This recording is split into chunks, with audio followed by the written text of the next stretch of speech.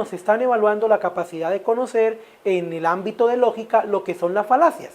La definición, digamos, literal de falacia desde la lógica de Aristóteles casi que hasta nuestros días es la de un argumento erróneo o inválido del cual no se sigue una conclusión válida o verdadera o por lo menos no demostrable.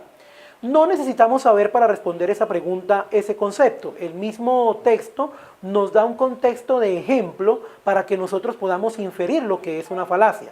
Entonces nos hablan acerca de un ejemplo de texto en el cual alguien acusa a otro de decirle que no tiene la autoridad moral para hablar de determinado tema.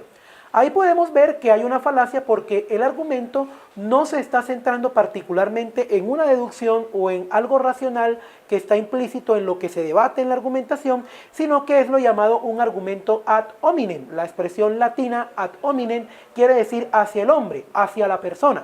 Y los argumentos que se dan hacia la integridad de la persona no pueden ser considerados en la lógica argumentos válidos, ya que solamente se consideran como argumentos válidos aquellos que están dentro de la lógica del lenguaje, no de las apreciaciones morales o personales de los individuos. Por eso la pregunta dice, en este último caso, en el de la autoridad moral, la falacia consiste en evadir el tema dando solo una opinión personal, no relevante sobre la moralidad del otro.